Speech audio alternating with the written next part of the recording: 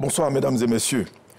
Le ministère du patrimoine, du portefeuille de l'État et des entreprises publiques a vu le jour lors du dernier remaniement ministériel. Nous recevons ce soir le premier responsable de ce département pour un échange. Recensement du patrimoine immobilier et gouvernance des structures et biens de l'État. Défis et perspectives, un sujet qui fait l'actualité.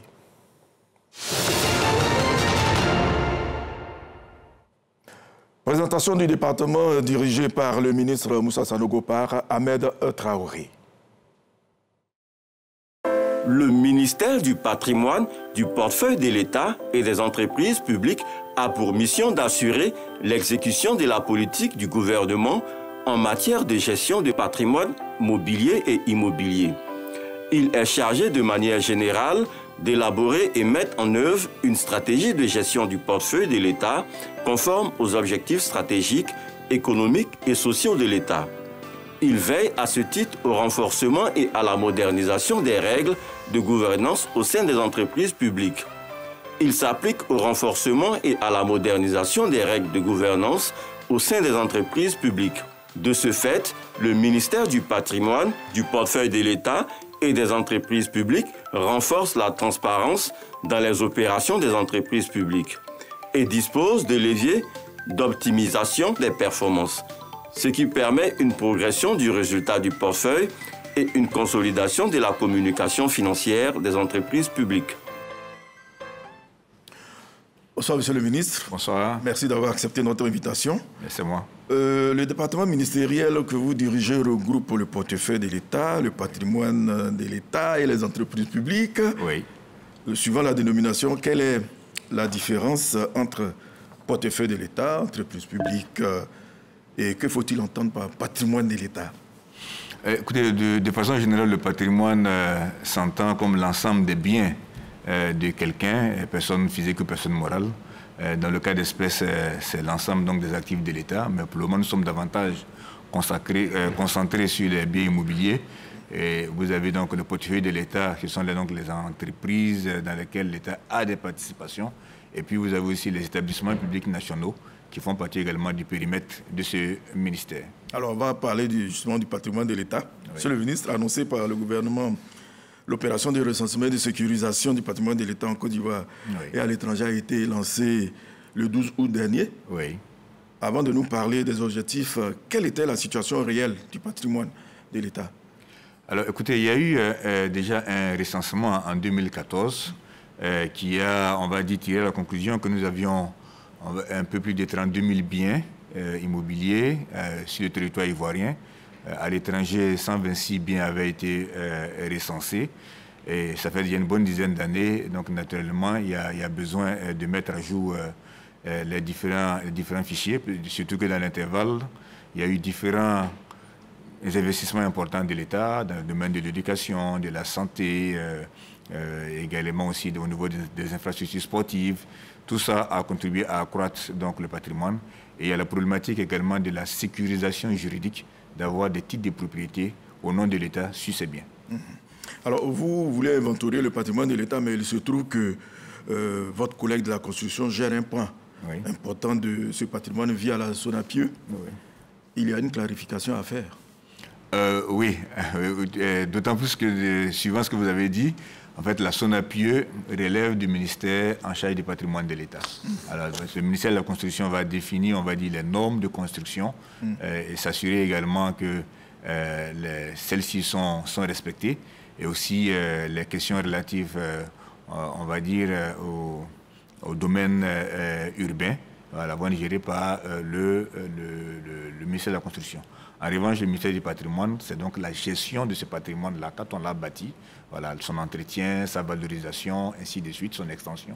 Voilà un peu la distinction avec le ministère de la Construction. Alors justement, j'ai retenu le mot entretien. Oui. Combien ça peut coûter à l'État? Alors, c'est bien là. Ça coûte beaucoup d'argent. Je dois avouer que pendant un moment, nous avons eu quelques difficultés à prévoir suffisamment de dotations budgétaires pour les consacrer à l'entretien de notre patrimoine. Au jour d'aujourd'hui, les premières estimations que nous avons faites devraient nous conduire autour de 130 milliards à peu près de francs CFA. Mais c'est des choses qui peuvent être, on va dire, étalées, organisées. L'État a des mécanismes pour savoir comment bien prendre en charge ce type de dépenses. Alors, on les a recensés, on les connaît, mais comment les préserver?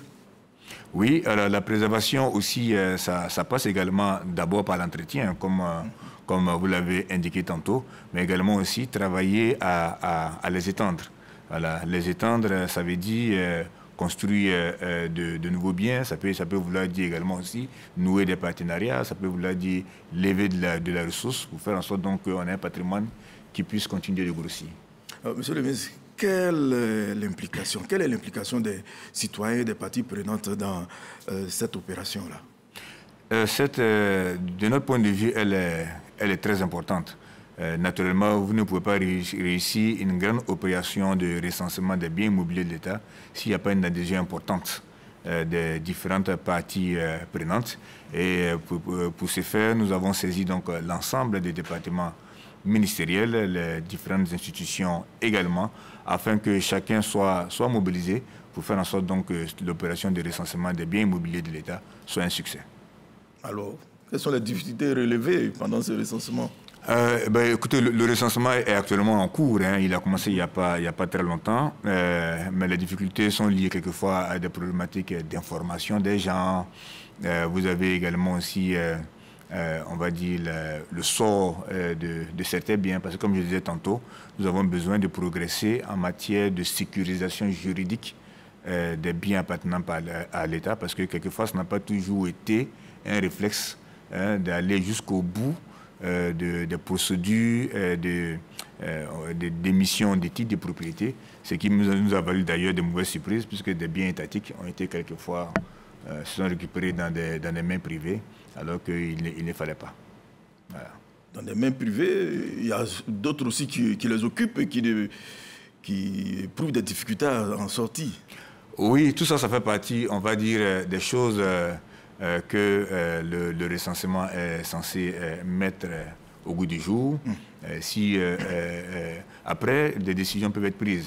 Si par exemple, il y a peut-être plus nécessité à ce qu'il y ait certains biens de telle ou telle, du fait de telle ou telle situation, qu'il faille soit les céder, soit les louer, ainsi de suite. Ça rentre après dans une autre mécanique qui est plus financière pour préserver, on va dire, les intérêts de l'État. Alors, vous prenez un ministère, il y a peut-être moins d'un an, je ne sais pas trop, mais quelles sont les réformes, à votre avis, à mettre en œuvre pour garantir la transparence, même dans la gestion du patrimoine de l'État? Oui, alors, je pense qu'il y a beaucoup à faire. Il y a beaucoup à faire. Déjà, vous avez le cadre juridique. Le cadre juridique qui a besoin d'être révisité, les conditions d'exploitation des biens de l'État, les conditions d'occupation des biens de l'État. Il y a aussi la nécessité d'aller vers davantage de digitalisation, d'automatisation du processus d'immatriculation des biens de l'État. Je mentionnerai également tout ce qui est relatif à la valorisation des biens de l'État, parce que c'est un moyen aussi de mobilisation de ressources. Vous avez des instruments financiers qu'on appelle par exemple au niveau de la finance alternative, les soukouk par exemple, qui permettent à l'État d'élever de la ressource qui est adossée à des biens valorisés de l'État. Donc toutes ces choses-là ont besoin d'être mises en orchestre pour faire en sorte donc, que nous puissions aller de l'avant là-dessus. Alors, vous ressortez souvent le terme juridique. Est-ce que vous êtes en train de me dire que l'État a des biens qui ne sont même pas immatriculés, connus juridiquement? D'accord. Non, l'État a des biens qui sont connus, mais bon, je vais pas des papiers. Ils sont connus, mais ils n'ont pas de papiers. Je vais prendre un exemple. Hein. Quand on construit une école dans un village, dans une zone rurale, même dans une ville, avons-nous toujours le réflexe de mettre un titre de propriété au nom de l'État? Pas toujours.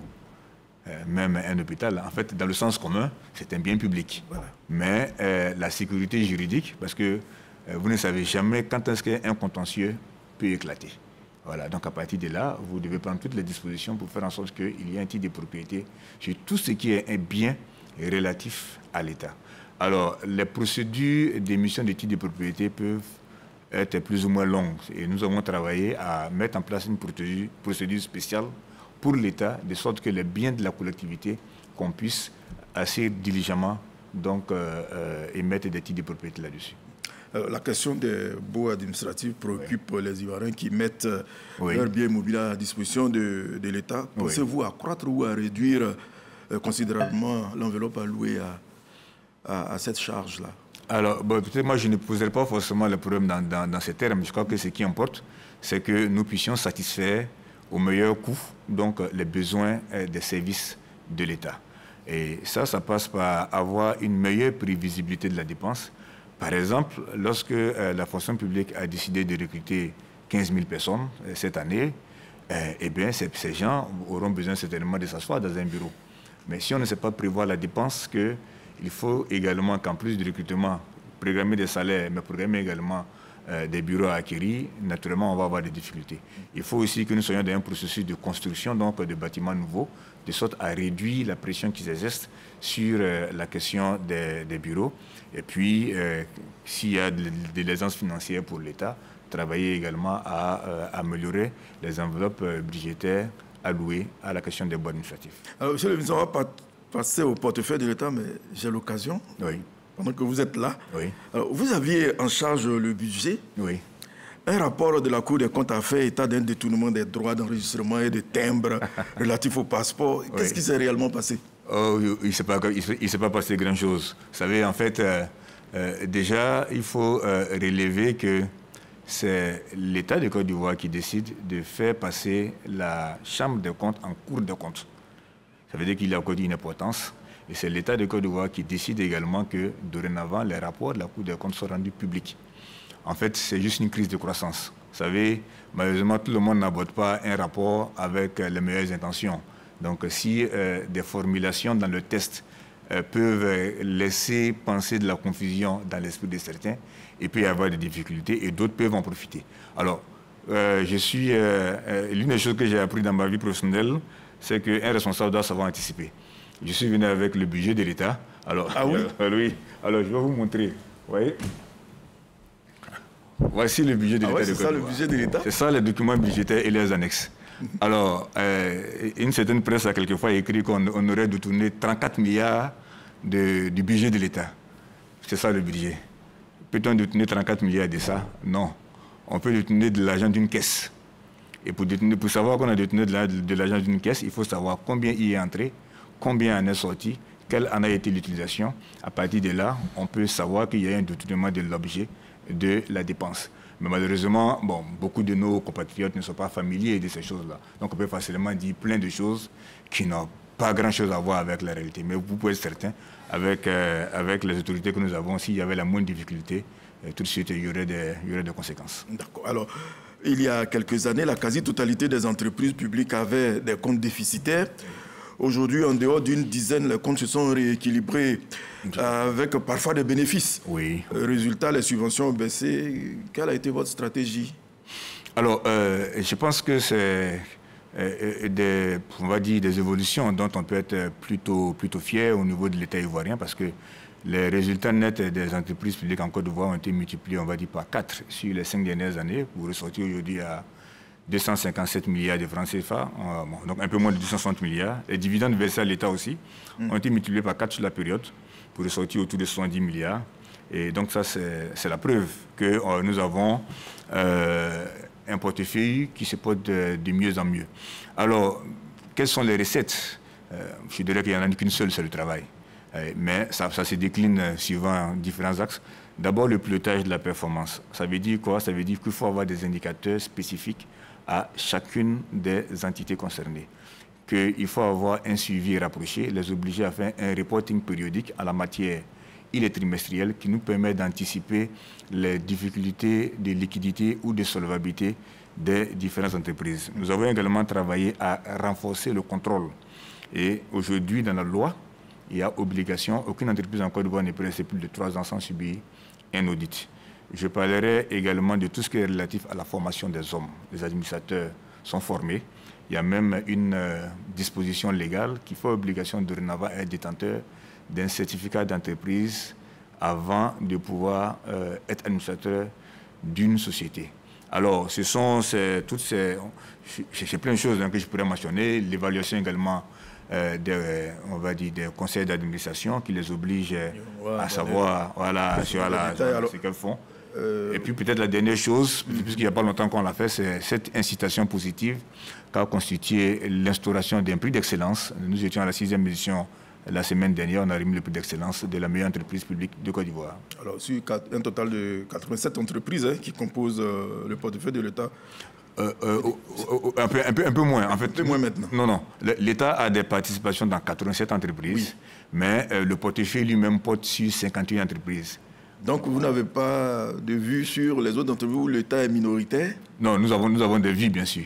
Mais je veux dire, ce n'est pas le même niveau de contrôle. Pas le même niveau de contrôle. Voilà, d'autant que c'est d'autres personnes qui sont... Alors, vous contrôlez tous les 3 ans, mais avant 3 ans aussi, il peut avoir la possibilité de le faire. Comment ça se passe? Alors, les audits se font au moins tous les 3 ans. Et en fait, il y a plusieurs critères. Voilà. Déjà, on ne peut pas rester plus de 3 ans sans utilité, mais dès qu'on relève des situations un peu compliquées, on va dire, naturellement, une équipe part. Ça vient en complément déjà du travail qui est fait par, on va dire, les commissaires aux comptes qui certifient les comptes, par le comité d'audit et de gestion qui est un comité spécialisé du conseil d'administration, mais également aussi par les structures internes de contrôle de la société concernée. Voilà. Donc l'audit va donner l'opportunité d'aller en profondeur sur certaines questions, mais nous avons déjà, on va dire... Alors vous nous rappelez combien d'entreprises où l'État a la majorité, c'est combien? 51 entreprises. 51 entreprises. Voilà. Alors, celles dont la gouvernance laisse à désirer, des réflexions à mener pour corriger ces imperfections-là? Alors, je vais dire, dans ce que vous avez dit, la gouvernance laisse à désirer, il peut y avoir beaucoup de choses.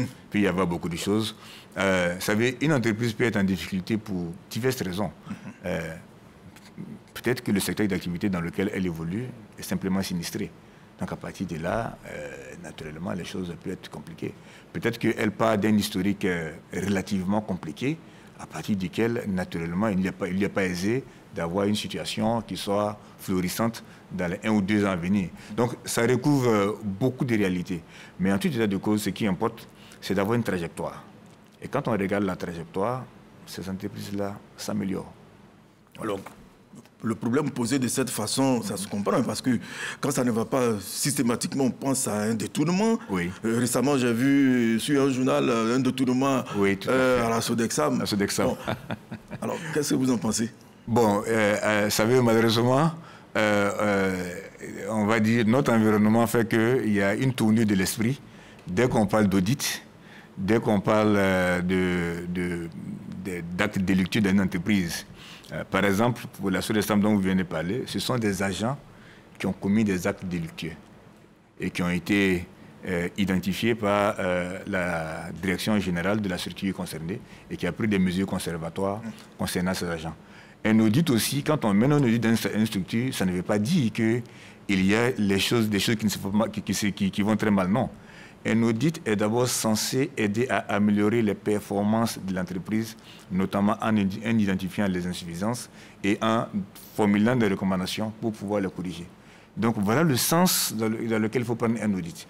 Maintenant, si chemin faisant, on constate qu'il y a des problèmes un peu plus sérieux, là, ça demande de prendre des mesures plus sérieuses. Alors dans vos réformes, vous avez renforcé le pouvoir, le rôle des administrateurs, vous en parlez tantôt. Tout à fait.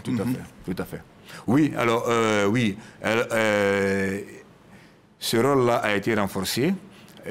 Nous sommes d'ailleurs très satisfaits parce qu'aujourd'hui, quand vous regardez tous les indicateurs de gouvernance de nos entreprises publiques, que ce soit les tenues des conseils d'administration, que ce soit les thématiques abordées, que ce soit les organisations des rencontres des comités d'audit et de gestion des risques, eh bien, dans tous ces domaines-là, les choses sont bien orientées. Nous avons donc, comme je disais tantôt, formé les administrateurs, nous avons travaillé à leur émettre donc des codes à noter, c'est-à-dire les lois sur les sociétés publiques, qu'on dit à chaque disposition voilà à quoi ça sert, voilà la compréhension qu'il faut en avoir. Et très bientôt, nous allons compléter cela avec un guide de gouvernance pour leur donner tous les éléments pour être d'excellents administrateurs. On nous parle aussi d'administrateurs indépendants. Oui. Alors, vous savez, autour d'une société, vous avez un certain nombre de tutelles, une tutelle technique, une tutelle financière et un certain nombre de ministères associés. Donc, pour bâtir le conseil d'administration, les ministères concernés désignent des représentants. Mais pour aller plus loin et pour améliorer l'efficacité de ce conseil d'administration, on désigne également un administrateur indépendant, voilà, qui pourra aider par son expérience à faire en sorte qu'on améliore les performances de la structure. Alors, vous exprimez votre satisfaction, mais en dépit de ces efforts-là, d'assainissement, des audits ont mis parfois aussi en lumière des cas de dysfonctionnement et même de prévarication de ces entreprises-là. Tout à fait. Comment expliquez-vous cela? Oui, alors, vous savez, c'est un peu la tournée d'esprit dont je parlais tout à l'heure. Alors, nous avons à peu près 51 entreprises que nous suivons. Si vous avez 2 ou 3 dans lesquelles on a relevé des actes de prévarication, ce n'est pas la proportion la plus élevée. Naturellement, c'est 2 ou 3 de trop, parce qu'il s'agit de ressources publiques. Mais ce que je veux faire noter, c'est que c'est le gouvernement qui a l'initiative, qui arrive à identifier des insuffisances et qui prend une disposition pour les corriger. À la limite, c'est un gouvernement qu'il faut plutôt applaudir. Ça veut dire qu'il s'est doté d'instruments qui lui permettent de détecter des évolutions défavorables et de prendre les dispositions pour les corriger. Malheureusement, on ne parle jamais des trains qui arrivent à l'heure, c'est justement ceux qui ont un souci. Globalement, si les choses ne se passaient pas bien, comme je l'ai indiqué tantôt, on ne multiplierait pas par 4 les résultats nets des entreprises publiques en 5 ans. Alors, comment faire pour prévenir ces cas de choses? C'est vrai qu'il n'y a pas assez d'entreprises. Oui. Qu'est-ce qu'il faut faire pour qu'on soit à zéro? Autour de zéro. Alors, je sais que ça c'est un vœu, mais vous savez, il n'y a malheureusement pas de société humaine dans laquelle il n'y a pas d'infraction. Mais les mécanismes que nous mettons en place là, ce sont ceux-là qui nous permettent donc de réduire les cas de surveillance de problèmes. Et ceci dit, on ira encore plus loin. On ira plus loin puisque nous allons travailler, on va dire, au niveau donc des administrateurs, à faire en sorte donc qu'ils aient davantage de moyens de pouvoir exécuter les différentes missions. Alors vous avez parlé tantôt de ces administrateurs formés. Oui. Je crois qu'ils devaient être à l'époque à tout de 127. C'est bien ça, oui. À quoi répond justement cette formation financée par l'État? Oui, parce que, vous savez, quand on vous a désigné pour être administrateur d'une société publique, il faut avoir les armes pour pouvoir faire cela. Ce n'est pas parce que vous avez un diplôme d'ingénieur, une maîtrise en ceci, cela, que vous savez faire ce travail. Et donc, il faut vous former à ce qu'on appelle contrôler une entreprise publique, une entreprise tout court. Et donc, nous avons fait des formations destinées aux administrateurs, mais nous avons fait également des formations destinées aux directeurs généraux et aux directeurs généraux adjoints, parce que vous pouvez être un excellent cadre, techniquement, mais diriger l'entreprise, c'est autre chose. Voilà. Et donc, avec HEC Paris, on a travaillé à faire ça. Et nous venons de finir également une autre formation adressée aux membres des comités d'audit et de gestion des risques avec des grandes écoles européennes pour faire en sorte que toutes les personnes qui sont autour donc, de l'entreprise, qu'elles soient outillées à adresser les différentes problématiques de l'entreprise. Alors, tout à l'heure, on en parlait un peu. L'État n'est pas majoritaire dans toutes les entreprises du portefeuille de l'État. Oui. Ce qui signifie que l'État n'a pas tous les leviers de gouvernance dans ces conditions. Comment rendre effective l'obligation de résultat? D'accord. L'État y a des intérêts quand même. Oui, bien sûr. L'obligation de résultat est déjà dans les différents instruments qui nous permettent d'assurer la gouvernance des entreprises publiques. Ça passe notamment par les contrats de performance qui sont signés avec les entreprises, les lettres d'émission des conseils d'administration qui fixent des objectifs aux différents directeurs généraux.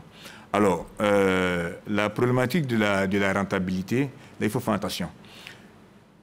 Une entreprise qui est tenue par l'État, l'État n'a pas seulement qu'une préoccupation de rentabilité financière, mais elle a aussi une préoccupation de rentabilité économique.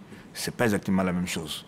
Vous voyez, par exemple, dans le portefeuille de l'État, vous avez plusieurs entreprises qui sont des sociétés non commerciales. Donc, elles n'ont pas vocation à faire des bénéfices. Mais il faut qu'elles travaillent à faire en sorte qu'elles puissent couvrir les charges. la question de l'eau potable, la question de l'électricité, ce sont des biens publics. Donc, ce n'est pas forcément des choses dans lesquelles il y a de la commercialisation, ainsi de suite. Mais je peux vous dire que les déficits qu'on relevait au niveau des entreprises publiques ont été divisés par 3,5 au bout de 5 ans concernant l'ensemble du portefeuille de l'État. Donc, ça veut dire que nous travaillons à faire en sorte également qu'au niveau financier, outre la rentabilité économique, mais que également la rentabilité financière puisse être assurée. Équilibre au niveau du bilan, ça c'est déjà une rentabilité. C'est bien ça. Okay. Alors on va passer justement un petit mot sur les entreprises publiques avant qu'on les termine. Oui. Quel est l'état justement de la santé financière des établissements nationaux à ce jour? D'accord. Comment comptez-vous améliorer leur gestion? Alors, peut-être qu'il faut que... Permettez-moi de dire 2 mots. Les hôpitaux. Voilà, 2 mots pour qu'on comprenne bien la chose. Les sociétés d'État c'est des sociétés qui sont tenues par l'État, mais qui ont un mode de gestion privé et une relative autonomie de gestion là-dessus avec un conseil d'administration. L'établissement public national, lui, il va avoir un mode de gestion public. Ça veut donc dire qu'il va avoir un contrôle a priori concernant l'exécution de sa dépense et la mise à disposition des ressources le concernant. Là où la société d'État a un conseil d'administration et est gérée comme une société au quotidien. Donc, cette distinction-là étant faite, au niveau des EPN, on en a à peu près 103 en Côte d'Ivoire. Alors, les choses se passent également bien aussi. Nous avons des pistes d'amélioration. Ça passe notamment par le bon fonctionnement des organes de gouvernance de ces établissements. Ça passe aussi par, on va dire, leur capacité d'absorption des investissements. Et ça passe aussi, en particulier au niveau des EPIC, leur capacité à mobiliser de la ressource. Voilà. Alors, on est presque à terme. Hein. D'accord. Quelles sont les mesures attendues pour améliorer davantage la gouvernance et la performance des entreprises d'État publiques, je veux dire? Oui, alors, c'est un peu ce que je vous ai dit, hein, un peu tout le long de notre entretien. Vous résumez, quoi. Oui, tout à fait. Je veux dire que nous sommes bien engagés. Il est de notre intérêt pour le peuple de Côte d'Ivoire que nous puissions continuer à aller dans ce sens au regard des défis qui sont les nôtres. Et ça veut dire approfondir les différents instruments qui ont été mis en place, à s'assurer de la qualité des hommes, améliorer le reporting et renforcer donc la qualité du contrôle. Alors, et ces entreprises qui ont des gestions un peu dépassées, oui. Je n'ai pas envie d'en citer, mais... Qu'est-ce que vous entendez par gestion dépassée? Oui, mais... parle de... Vous voulez que je cite? On me parle non, pas forcément, mais je veux mieux comprendre. Les gestions, pas forcément... Le dépassement. Vous étiez en train de dire comme les privés. Ah, d'accord. Des gestions qui sont plus orthodoxes, c'est ça? Tout à fait. Non, vous savez... Par exemple, à cause de leur mission. Hein. Oui. Qu'est-ce qu'il faut faire pour... Alors, vous savez, en économie, on dit bien souvent que l'incitation est l'un des moteurs du comportement humain. C'est l'un des moteurs du comportement humain. Donc, ça veut dire qu'il faut savoir mettre en place des mécanismes incitatifs pour faire en sorte qu'il y ait une réflexion dans la gestion de ces entreprises-là. Une incitation, elle peut être positive comme négative. Elle peut être positive dans le sens d'une récompense, elle peut être négative dans le sens d'une sanction. Mais il y a une chose aussi qui est importante, c'est la problématique du modèle économique. Et ça, j'ai peut-être omis de le citer, parce que nous y travaillons... On a encore 1 minute, je pense. Ah bon, d'accord. Nous y travaillons fortement aujourd'hui, c'est de révisiter le modèle économique de chacune des entreprises publiques de Côte d'Ivoire pour qu'on soit capable, sur un horizon de 10 ans, de 20 ans, de garantir la pérennité de l'entreprise concernée. Alors, je recevais le ministre du patrimoine, du portefeuille de l'État et des entreprises publiques. Le ministre Moussa Sanogo est venu nous entretenir sur le recensement du patrimoine immobilier et la gouvernance des structures et biens de l'État. Monsieur le ministre, merci. Merci. Je souhaite que vous reveniez pour très souvent des petits détails sur ces choses qui tiennent en haleine les populations. En tout cas, merci d'être venu. Merci beaucoup. Bonne suite de programme sur RTI 1. Merci.